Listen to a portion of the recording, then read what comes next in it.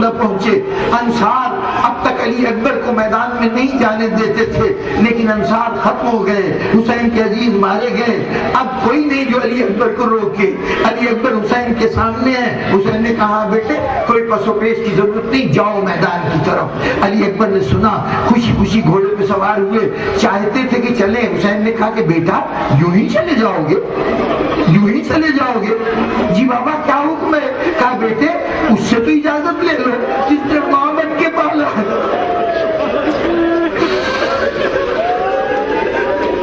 جس نے ماں بن کے پرورش کی.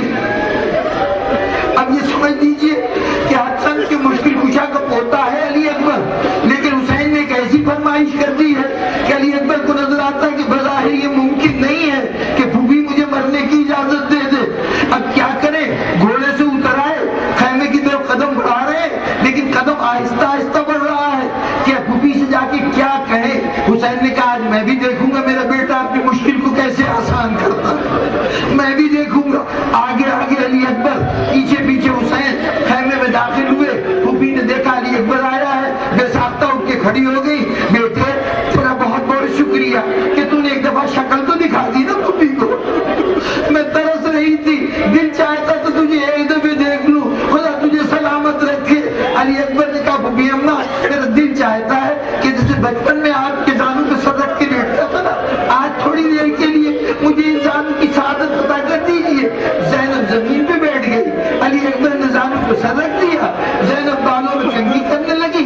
اب علی اکبر نے عجیب بات کہی، پھوپھی اماں آج تک جو پوچھا ہے آپ سے پوچھا ہے، جو سوال کیا ہے آپ سے سوال کیا ہے، ایک سوال پوچھوں اس کا جواب دیں گے؟ ایک سوال پوچھوں اس کا جواب دوں گی؟ ہاں بیٹے کیا پوچھنا ہے پوچھو. کہا پھوپھی اماں یہ بتائیے کہ اللہ کے پیش نظر آپ کا مرتبہ زیادہ ہے یا آپ کی والدہ گرامی جناب سیدہ کا مرتبہ زیادہ ہے؟ پھوپھی اماں آپ کا مرتبہ زیادہ ہے یا دادی زہرا کا مرتبہ زیادہ ہے؟ کہا بیٹے یہ سوال تو کر رہا ہے، ارے تجھے معلوم نہیں ہے، عجیب سی بات ہے کہ تو پوچھ رہا ہے. ارے کہاں سیدہ کہاں میں، یہ تو میرا شرف ہے کہ مجھے ان کی بیٹی سمجھا جاتا ہے، ورنہ مجھے ان کے قریب ہونے میں بھی ناز ہوتا. وہ خواتین جنت کی سردار ہیں، میں ان سے اس نسبت پہ میرے لیے فخر ہے. بس جتنی ٹائم بنا ہو سکتی تھی جناب سیدہ کی مدح کی جناب زینب نے. علی اکبر سنتے رہے. جیسی جناب سیدہ جناب زینب خاموش ہوئی، علی اکبر نے سر اٹھایا، بیٹھ گئے جناب زینب کے سامنے، آنکھوں میں آنکھیں ڈالی. پھوپھی اماں آپ نے یہی کہا ہے نا کہ سیدہ کا مرتبہ بہت بلند ہے آپ سے، دادی زہرا کا مرتبہ بہت بلند ہے؟ کہا ہاں بیٹے اس میں شک و شبہ کی کیا بات ہے؟ کہا اچھا پھر پھوپھی اماں اگر یہ بات ہے نا تو آج سیدہ کے لال پر اپنے لال کو قربان کر.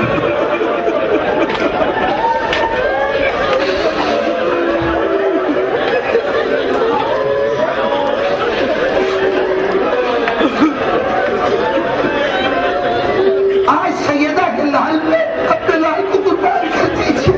حسین نے کہا دیکھا میں تو کہہ رہا تھا نا میرا بیٹا، میں اپنے بیٹے کی بات سننا چاہتا تھا. دیکھا زینب آج کیسے اس نے جواب دیا ہے. اب زینب کیا کرے، مجبور ہو گئی. اچھا بیٹا علی اکبر جاؤ خدا حافظ، جاؤ خدا حافظ. پھوپھی سے اجازت ملی، ہنسی خوشی علی اکبر اٹھے چلنا چاہتے تھے. ایک بہن آ کے کھڑی ہو گئی، دامن تھام لیا. بھیا جا رہے ہو تو ہمیں کس کے سہارے چھوڑ کے جا رہے ہو؟ دامن کو جدا کیا.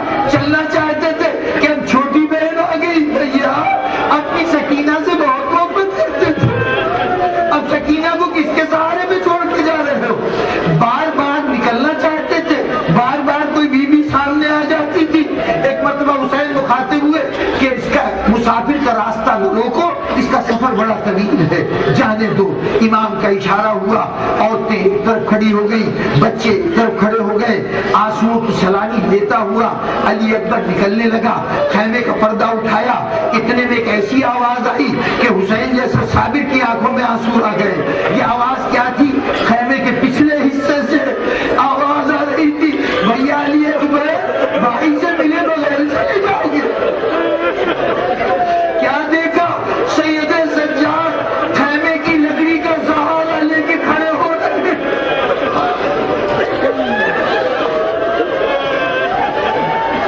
بس اب سامعین محترم، علی اکبر پلٹے، چند جملوں کی زحمت ہے، علی اکبر پلٹے، دونوں بھائی گلے میں ہاتھ بائیں ڈال کے بڑی دیر تک بابا کی بے کسی پہ آنسو بہاتے رہے۔ اس کے بعد ایک مرتبہ علی اکبر نے کہا بھائی مجھے اجازت دیجیے، دیر ہو رہی ہے۔ سید سجاد کھڑے ہو گئے، کہا خیمے کا پردہ اٹھا دو، میں اپنے بھائی کو جہاد کرتے دیکھوں گا، بھائی کو جنگ کرتے دیکھوں گا۔ خیمے کا پردہ اٹھا دیا گیا، علی اکبر خیمے سے روانہ ہوئے، گھوڑے پہ سوار ہوئے، باپ نے سوار کیا، علی اکبر سوار ہو کے رخصت ہوئے۔ گھوڑا پہلے آہستہ آہستہ چل رہا تھا، ذرا سے آگے بڑھے، گھوڑا تیز ہوا۔ حسین نے ایک مرتبہ گھوڑے کو اشارہ کیا، گھوڑا بھاگنے لگا۔ اب جو گھوڑا بھاگنے لگا تو اچانک علی اکبر کو محسوس ہوا کہ پیچھے کوئی گر پڑا۔ گردن موڑ کے دیکھا تو معلوم ہوا کہ گھوڑے کے قدم سے قدم ملا کر حسین بھاگتا ہوا آ رہا۔ علی اکبر نے لگامیں کھینچی، گھوڑے سے اترے۔ بابا یہ کیا کیفیت ہے؟ بابا یہ کیا حال ہے؟ حسین نے کہا کوئی بات نہیں بیٹا، یا خدا حافظ، یا خدا حافظ۔ اب حسین پیچھے نہیں آئے گا، لیکن بیٹے تجھے اس کیفیت کا اندازہ نہیں ہو سکتا، کاش تیرا بھی کوئی علی اکبر جیسا بیٹا ہوتا۔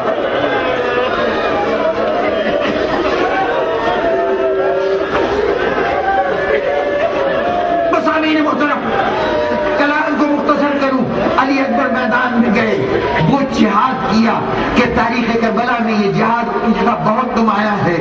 بعد میں مورخین نے جب کربلا کے واقعات کو نقل کیا ہے تو دو جہاد ایسے ہیں، دو مجاہدوں کی جنگ ایسی ہے جس کا خصوصیت سے تذکرہ کیا گیا، ایک حسین کا جہاد اور ایک علی اکبر کا جہاد۔ جس انداز سے جہاد کیا ہے، لوگ جو تاریخوں میں جنہوں نے شمار کیا ہے وہ کہتے ہیں پہلے حملے میں علی اکبر کی تلوار سے 500 کوفی جہنم واصل ہوئے۔ یہ پہلے حسینی میں داخل ہوا۔ اب یہاں پر تاریخ نے وضاحت تو نہیں کی کہ حسین کیسے روانہ ہوئے۔ حسین اس سے پہلے جب جاتے تھے نا تو گھوڑے پہ سوار ہوتے تھے اور گھوڑے کو دوڑاتے ہوئے میدان میں پہنچتے تھے۔ جس کے سرانے گئے نا حسین گھوڑے پہ سوار ہو کے گئے ہیں، لیکن محسوس ہوتا ہے کہ علی اکبر کے گھوڑے سے گرنے کے بعد حسین کو یا تو مہلت نہیں ملی یا حسین کا اس طرح تصور ہی نہیں گیا کہ گھوڑے پہ سوار ہو کے جائیں، پیادہ چلے۔ یہ بات درایتاً عقلاً ثابت ہوتی ہے، اس لیے کہ ہم نے تاریخوں میں پڑھا کہ حسین جا رہے تھے تو کبھی دائیں طرف گرتے تھے، کبھی بائیں طرف گرتے تھے۔ یہ کیفیت گھوڑے پہ نہیں ہو سکتی، یہ ظاہر ہے کہ پیادہ چل رہے تھے۔ اتنے میں فرزند کا گھوڑا دیکھا۔ اب ذرا تصور کیجئے، باپ نے گھوڑے پہ سوار کر کے بھیجا تھا، میدان میں جاتے ہوئے دیکھا تھا۔ اب باپ کی نگاہوں نے جب گھوڑے کی زین خالی دیکھی ہوگی تو دل پہ کیا کیفیت گزری ہوگی۔ بس گھوڑے کا سہارا لے کے چلتے چلتے علی اکبر کے سرانے پہنچے۔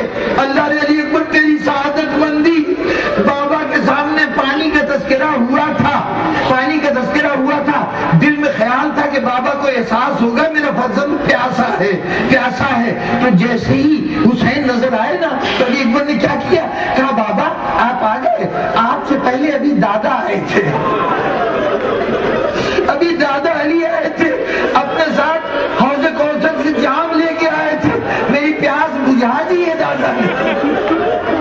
بابا آپ کے دل پہ کوئی زخم نہ ہو، میری پیاس بجھ گئی۔ اور اس کے بعد ایک جملہ عجیب کہا، یہ بھی اس گھرانے کی سعادت مندی کی کیفیت ہے کہ باپ کو بھی تلقین صبر کرنا ہے۔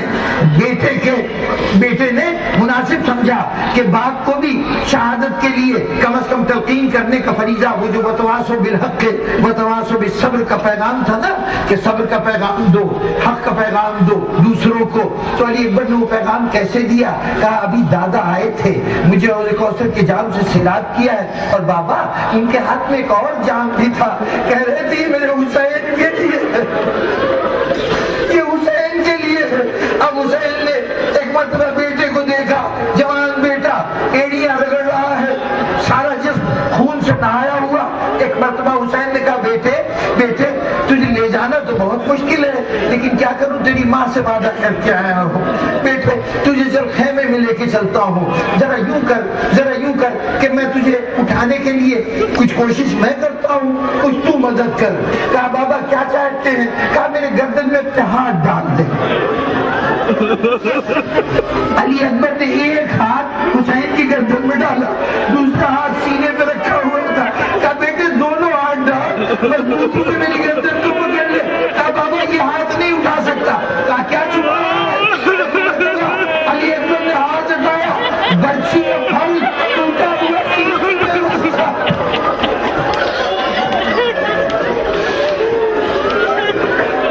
سامعین محترم، کلام کے آخری حصے ایک مرتبہ کہا اچھا یہ تجھے خیال یہ تھا کہ تیرا بابا یہ زخم نہیں دیکھ سکتا؟ بیٹے یقیناً تجھے تکلیف ہو رہی ہوگی، میں اس پھل کو نکال دوں۔